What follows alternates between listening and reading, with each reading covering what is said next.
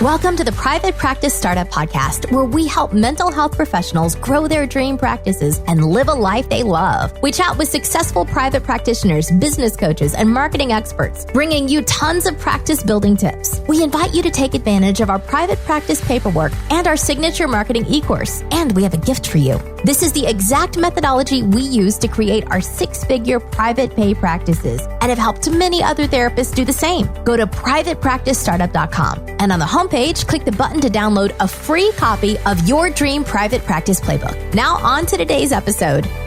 Hey everybody, welcome back to another episode of the Private Practice Startup Podcast. And we are going to talk about a topic today that makes me excited. We are going to talk about how to automate your private practice, really, so you can have more time and freedom to do the things that you really got in private practice to do. Spend more time with family, have fun, friends, whatever it is that you guys like to do.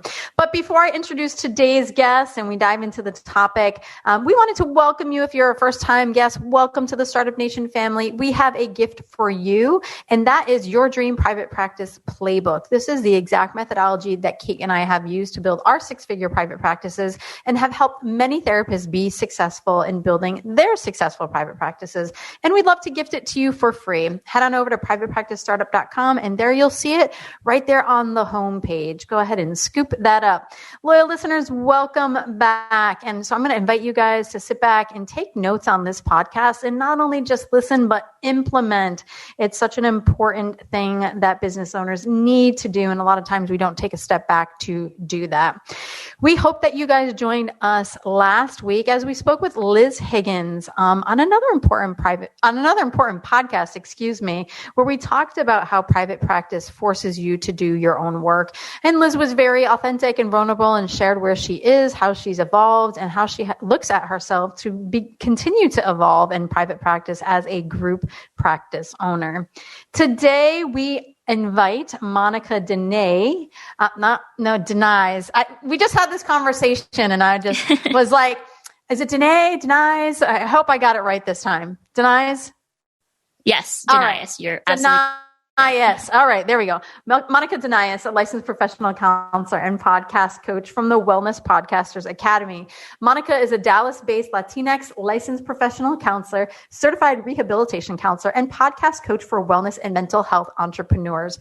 In her therapy practice, Monica helps women entrepreneurs stop questioning themselves so they can feel confident in both life and business.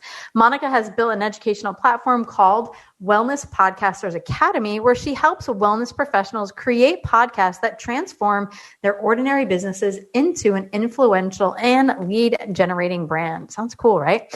Monica is also the host of the Café with Monica podcast, where she brings amazing entrepreneurs to cover all things life, mental health, and entrepreneurship. When Monica's not working, you can find her jamming out to Bruno Mars and checking out the newest coffee shops with her husband and dog, Wilson. Welcome, Monica. Thank you so much for having me. We are excited, and Kate and I are a little bit systems geeky, so we can't wait to hear what you're going to share with our audience today. But before we do that, I just want to take a quick moment for our sponsor, and then we're going to dive right into this topic. Look, paydays are great, but running payroll, calculating taxes, deduction, compliance, that's not easy. Unless, of course, you have Gusto. Gusto is simple, online payroll and benefits built for small businesses. Gusto automatically files your payroll taxes and directly deposits your and your team's pay. Plus, you can get all kinds of benefits like 401ks, health insurance, workers' comp, and so much more. And guess what? Because you're a listener of the Private Practice Startup, you get 3 months free once you run your first payroll. Head on over to gusto.com/PPS as in Private Practice Startup. That's gusto.com/PPS. Is managing your practice stressing you out? Try Therapy Notes. It makes billing, notes, scheduling, and telehealth a whole lot easier.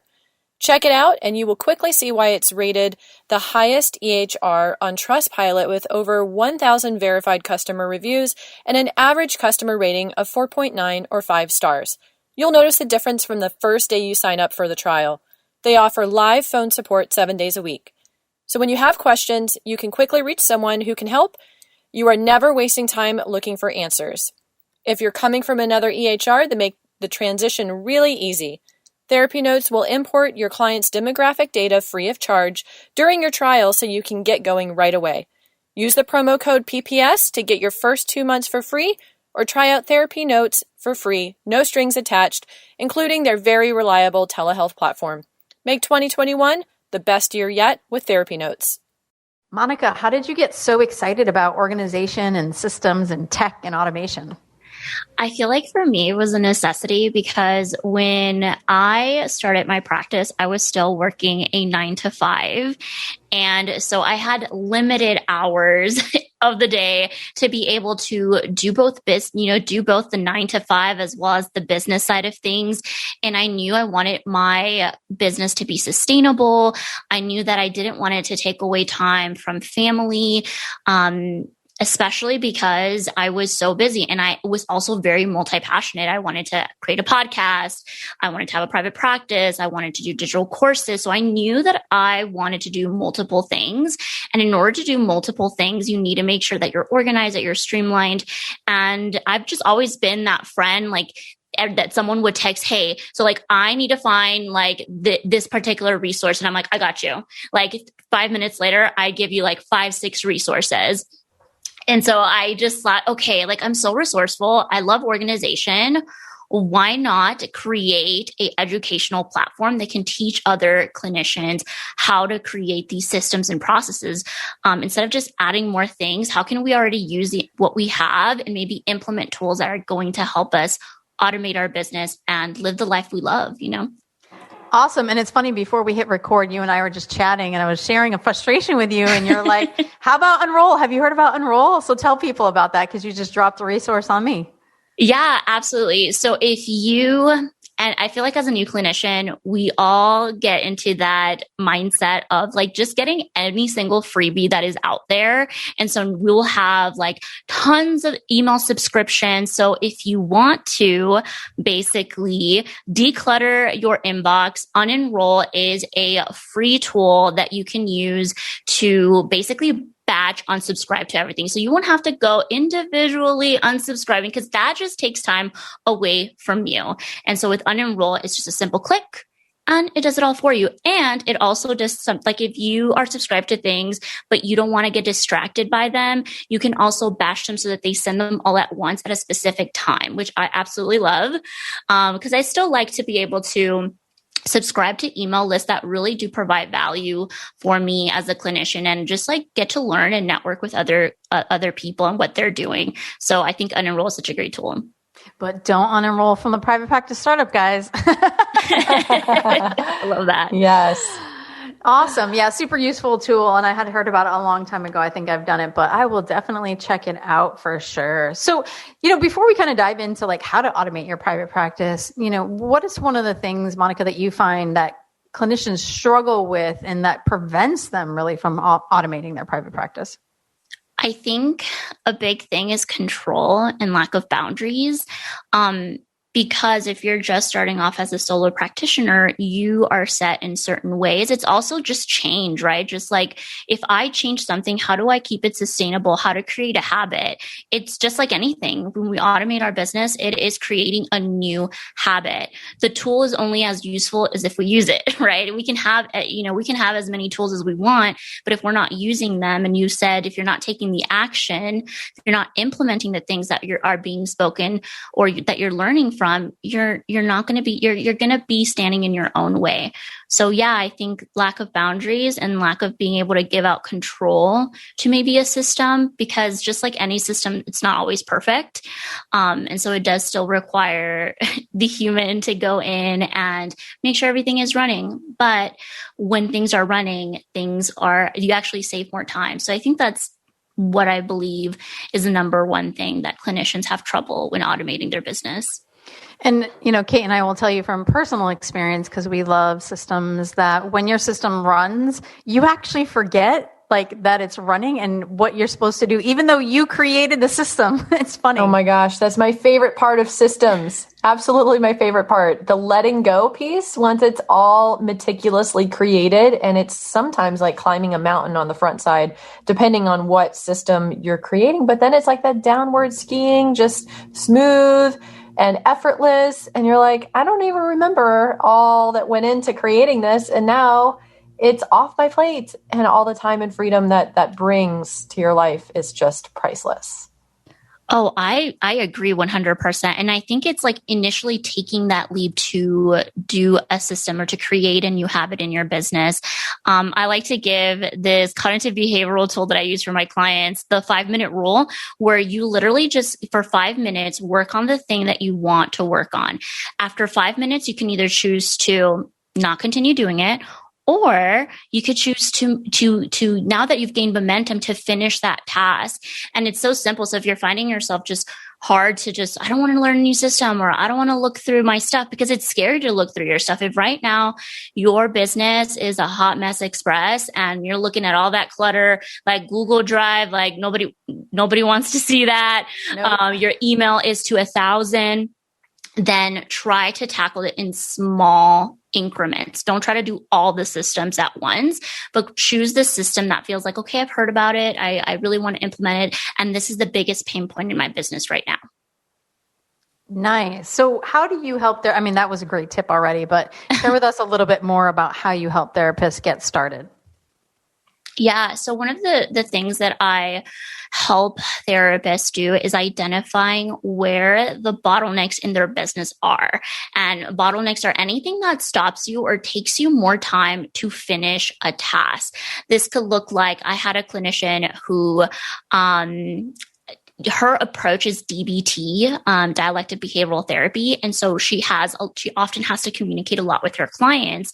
So she found herself exhausted, sometimes having to communicate all the time and often communicating the same things. So we've identified that was one of the bottlenecks in her business. She's communicating some of the same things to her clients. And instead of creating a template or a canned response, she was typing it off over and over again. And I'm just like, you're wasting so much time writing the same response over and over again in your business. So if you're listening to the podcast, I want you to write down, what are the things that you find take the most time in your business, or that you repeatedly do in your business. They don't even necessarily have to be bottlenecks. It could just be things that you repeatedly do that are often things that every week, those are set tasks, and looking in and see what could be automated. Could there be a system in place? Could there be a template in place? Could there be something that maybe isn't working for you and a change needs to be made?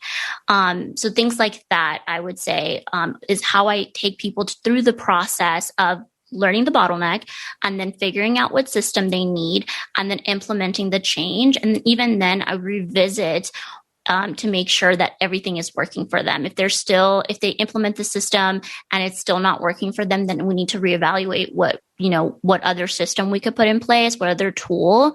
So yeah, I hope that answers your question.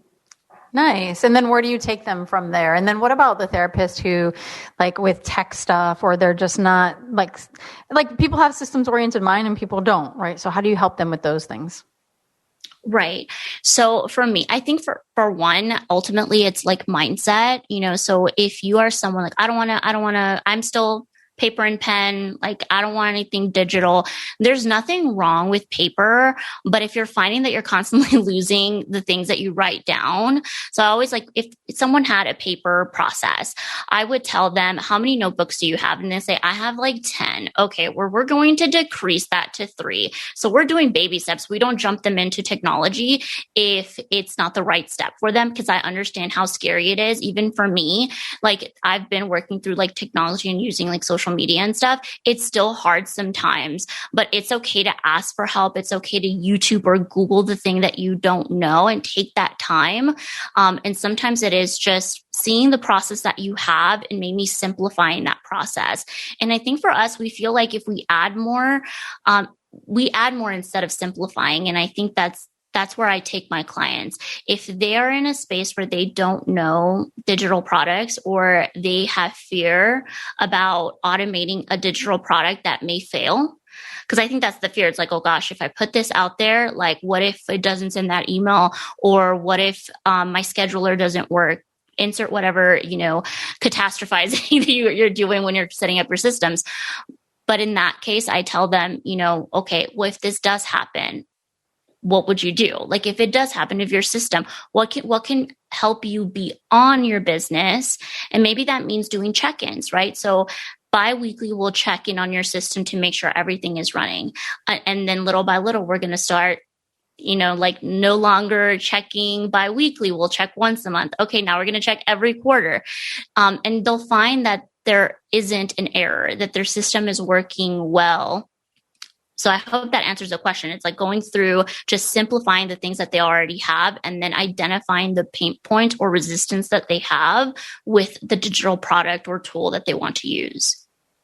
Yeah, no, you absolutely answered it. And I love that. And I love how you step people like kind of slowly, like baby steps. It's funny. My spouse and I, we have another business and I'm the systems person and utilize technology. And she has not been. She's been the entrepreneur with everything in her head. And I'm like wanting her to go from A to Z. And so we actually had made a form, right? So she's going to fill out the form and then I'll input it for now as a baby step. But I like what you say about that. And I think that's really important. And for people who are very systems oriented, sometimes we can forget not everyone is, quick and moving in that direction. So I like how you help folks step them to that. And one of the things that I would love to add is, what's really important. And it's funny because I'm actually headed to Maui soon to do a presentation on systems. And one of my favorite scenes is from the movie The Founder. So The Founder is about Ray Kroc from McDonald's. Monica's like shaking her head. I bet you she knows what scene if she's seen the movie. So what they do is they want to make sure that their speedy system, right? This system of, not necessarily drive through, but yeah, like drive up, drive through. McDonald's is working speedy.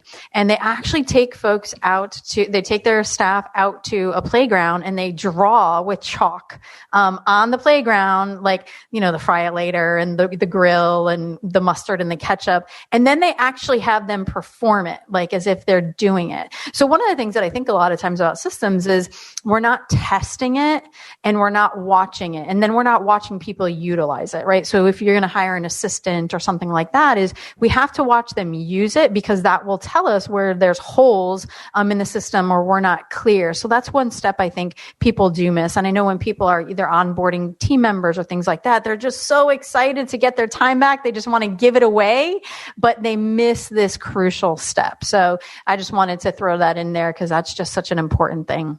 As a therapist, you're probably too preoccupied with your caseload to think about bookkeeping or tax filing. Herd is a bookkeeping and tax platform built specifically for therapists that helps you track and improve your practice's financial health.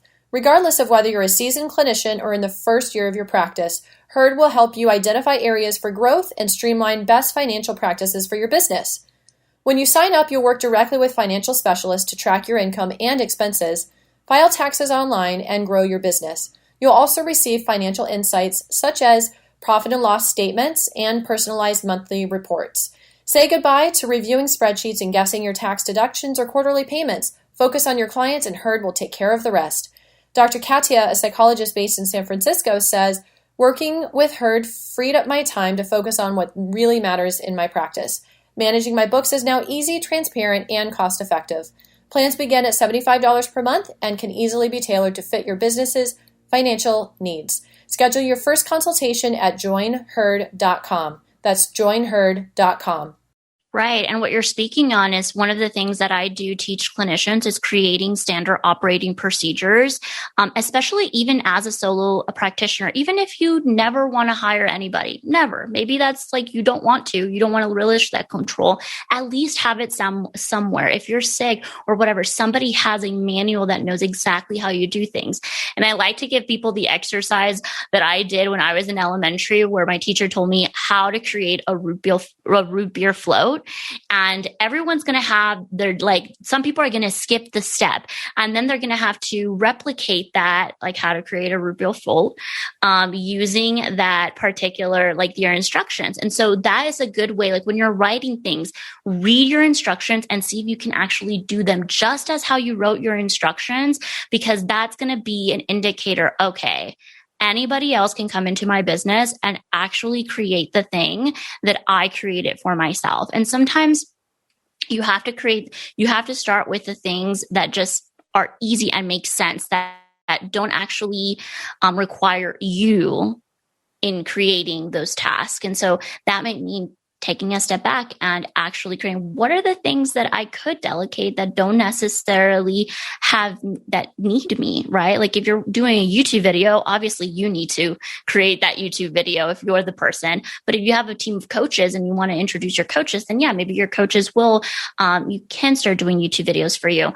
But even like the processes, like creating how to schedule an appointment for clients, those are all things that you could start writing out and using like a system like Loom, where you can record yourself and, walk the process.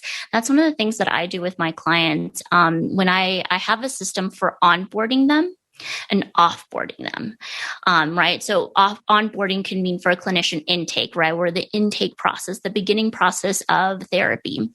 And this is right before, this includes when we do a consult. And what happens there is they get all the information up front. They know exactly I don't have to answer any questions. They know exactly what paperwork they need to write. They get a walkthrough on how to do the system, frequently asked questions, everything they absolutely need to be able to just show up and do the work, right? Or, and start the healing process. And same with offboarding. The offboarding requires them to have a discharge letter, to have feedback form. I always ask for feedback because even though, yes, we're finishing off, we still as clinicians need to learn what things our client would want better. Maybe they say, oh, the system didn't actually work. I always had trouble scheduling an appointment with you, or you never answered my text. Like that feedback is so important so that you can also look at the systems that aren't working for you, that you have in place that maybe your client, it doesn't match your client and what their needs are. I love that you share that. And one of the things, as you're talking, again, I'm just a systems geek. You're talking and I want to be like, ooh, ooh, ooh. And one of the beautiful things is when you guys have systems in place, and I love that you talk about the onboarding and offboarding, and you actually make a video for them that you're not making every time, I assume. Honestly, the client experience, guys, increases. I can't tell. Kate and I use Loom. We also, do Zoom recordings. Everything that we do is actually in our drive. So we cross-train everybody. So if Kate's out and she does one thing and I don't know how to upload a Wix whatever page to the website, I go right to the drive, pull out the document, and there it is. So, but the beautiful thing is clients will experience you and your brand in a completely different way, and they'll actually feel more supported by it when you do these different types of things. And the systems work, of course. I mean, I know that's part of the process, making it kind of come to life and ensuring that it's working properly. But sorry, guys, I just get excited about this stuff. No, same. I love being able to automate as many things. I remember when I was working a 9 to 5, I couldn't always answer my phone. So one of the things that I did is I invested in a system that had an autoresponder text message, and that autoresponder text message had, just welcome them, thanking them so much for giving me a call or for texting me. And there was a link to schedule a consult. And even in the consult, I use Calendly to schedule my consults. I would vet them to see, like, are they a good match for me? So I asked them in terms of their budget, in terms of what they're coming for, just maybe like themes like, anxiety, self-esteem, those kinds of things, not going very deep. And then from there, I could see like, oh, hey, you're not in Texas. Because if you're using social media, one of the biggest things that clients or clinicians don't like using social media is because there's a lot of people coming from all over the place. And if you are only licensed in New York, and somebody, schedules on your consult, you need to make sure on your consult scheduling that you have, I can't see clients in, I can only see clients in Texas. Here are some of my other offerings that you can check out, whether that is a workshop for them, or would you like me to send you a list of referrals, right? Because that also helps you create connections with other clinicians, and they'll just, send people to you as well. And that's kind of what I've created for myself, for the consult to be streamlined. I don't have to go back and ask, do you want to use insurance? Or, okay, so I already know the minute I step into a consult call, which honestly, it's a sales call. The minute I step in there, I already know how to, sell to them, how to make sure that they know that I'm the right fit, okay, I've read through all this, and it allows me to be able to answer any of the pain points that they might have, so that at the end of the call, it's a heck yes, I'm going to sign up and start therapy with you. But I think clinicians forget that if you're just letting your phone ring all the time, and you miss that opportunity too. Like, people who are looking at psychology today, they have like 4 probably tabs open on 4 clinicians that they're about to call. And if you don't have something that tells them like, okay, this is how you can schedule a consult with me, more likely they're going to go with the clinician that gets back to them right away. So if you have something like that, like a consult call that that it's automatic and they will be able to sign up, get, a schedule call. And that for me, I do not answer my phone. And I'd say that on my voice notes, I don't answer calls during this time. I will get back to but they get that auto text anyway, to let them know like, hey, this is how you can schedule a consult. And I'm very kind of cryptic with it too, because I don't know if like who's looking at their text, but I could just say, oh, you can schedule a call with me if you're interested in my services. So it's like, so that's another way to protect their privacy if they're next to someone. Because I think a lot of times, again, there's a lot of resistance with creating these systems because they're like, ethics and confidentiality. So you just have to make sure that those are things also in mind when you're creating these systems. Very good. Very good point. And, one of the things as you're talking is everything you're talking about, you've automated that. And so people are getting touched, right? So they're getting like contact. They're knowing what to expect. And one of the things that I say about our industry specifically is, you're not calling someone to, hey, I'm calling a catering person, right? Like there's no anxiety about that. It's like, you're just calling them. You want to see what they have, right?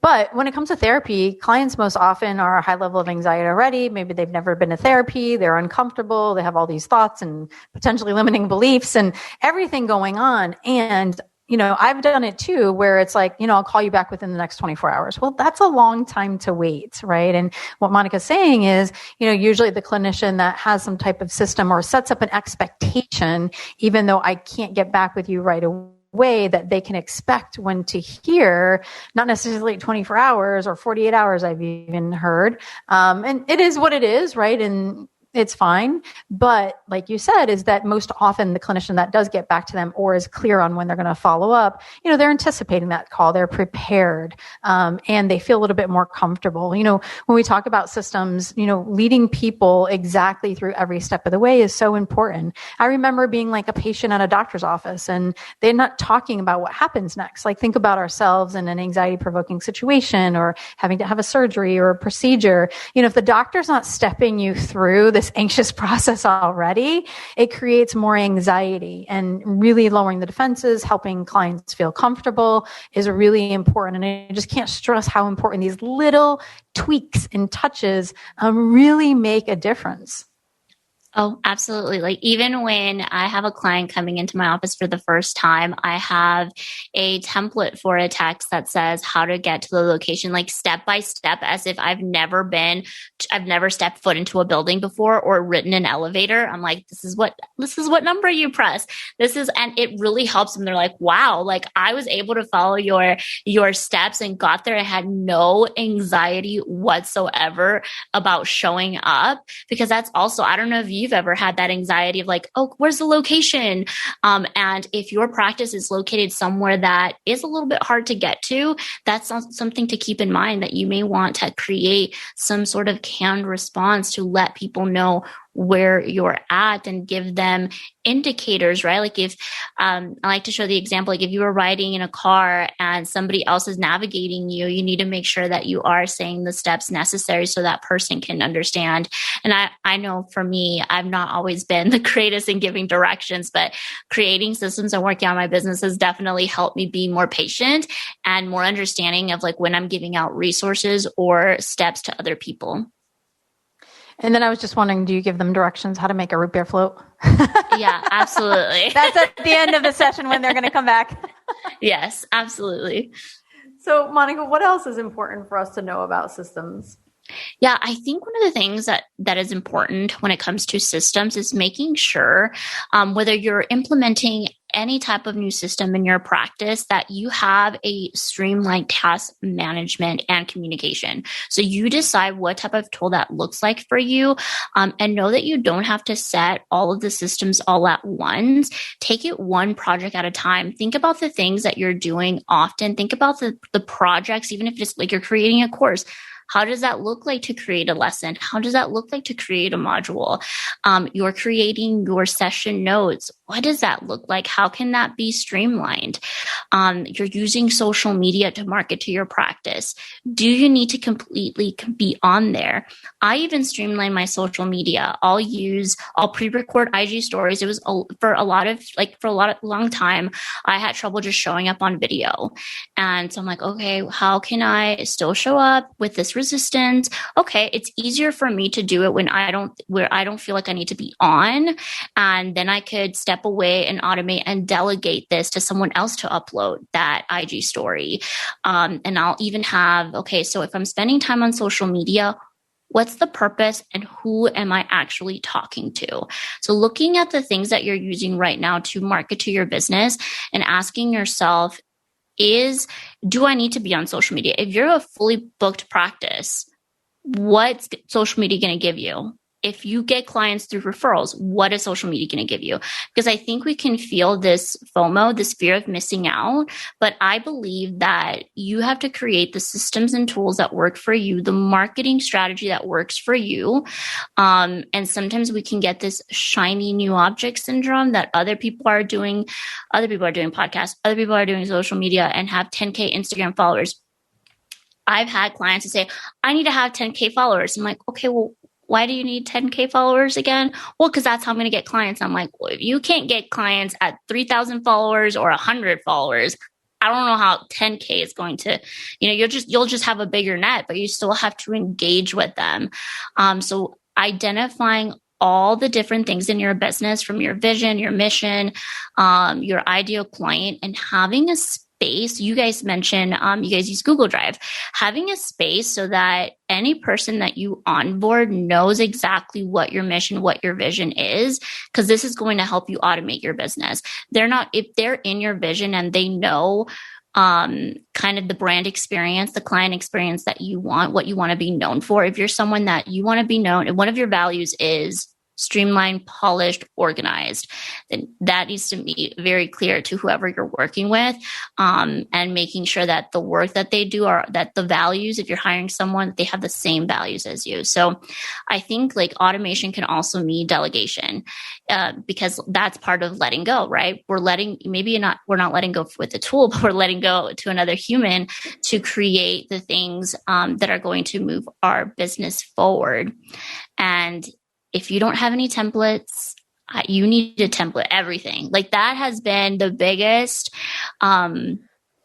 just like massive change in my business, is creating these templates for canned responses, creating email marketing for myself, a workflow, and it could be simple. I think, if you get anything out of this, it's to simplify as much as you possibly can, because it doesn't have to go from point A to point C. It could be from point A to point C, or point D.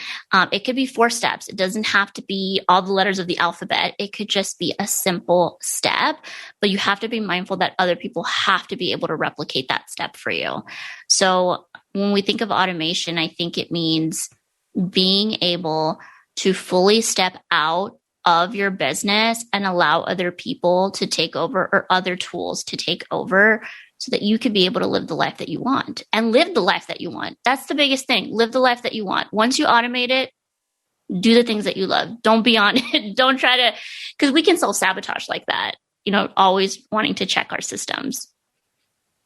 Yes, yes. I love everything you said. You're a woman after our own heart and say a lot of things that we say as well. Monica, I know that you actually have a tool or top tools for our audience. What is that called? And we'll go ahead and put the link to that on the show notes. Yeah, so this is my ultimate guide for the top 8 tools that I use to run my business. I mentioned a lot of them during our call, but I go into specific to the project management tool I use, the communication tool I use to automate those responses, how to create graphics, what I use for social media management, scheduling out posts, batching, things like that, and just some other amazing other tools for email marketing. So basically you get everything, like the whole roadmap of what I use, because I love sharing resources and tools. And the thing is, it's not for you to make a carbon copy of my business. It is for you to decide what tools work for me and which ones are easy for me. And all of these, I like to choose tools that are not very complex. I like to have tools that are easy, that don't stress you out, because I know that technology can be the biggest pain point as to why we don't start automating our business, because there is fear on that. So whether you're an old clinician, new clinician, see what's working and see what's not. And I think this guide is going to help you get those steps. Awesome. Thank you so much for being a guest on today's podcast. I know I could probably sit down with coffee at a coffee shop with you and chit chat about this stuff forever. I love this stuff. Well, we hope that you guys join us for next week as we bring Dr. Sean Davis back on the podcast for his 3rd time. But this time we talk about Sean's success story. And the thing that really struck me about this podcast and what he shared is that he actually is a group practice owner. And speaking of systems, he has 5 locations. And his group practice has always been his side hustle. So if you're interested in learning more about that and how he's done that, you definitely want to check that out. Kate? Monica, this podcast was a lot of fun, and I loved hearing your different tips. And I know Katie was like geeking out all over the place, and I was in a little bit more of the background listening. But yes, I couldn't agree with more with what you said. And systems are the key to having more time and freedom in your life. And that's what we're all about here. So we hope you enjoyed this episode, and we want to encourage you to subscribe, rate, and review our show. You can find the link to do so on our website on the show notes page. And also, I just want to take a moment for our Startup Nation superhero shout out for today's episode. This comes from Lisa Gibson. Lisa says, I am a huge fan of your paperwork package. It's a great investment I made when I first started out in private practice. Lisa, thank you so much for letting us know that you love our attorney approved private practice paperwork. It's definitely a huge time and money and energy saver. And we're talking all about that on the podcast here today. So we hope you enjoyed, and we'll see you next time. Take care, everybody. Take care. Thanks for joining us on The Private Practice Startup. Visit theprivatepracticestartup.com for awesome resources, free trainings, attorney approved private practice paperwork, and so much more.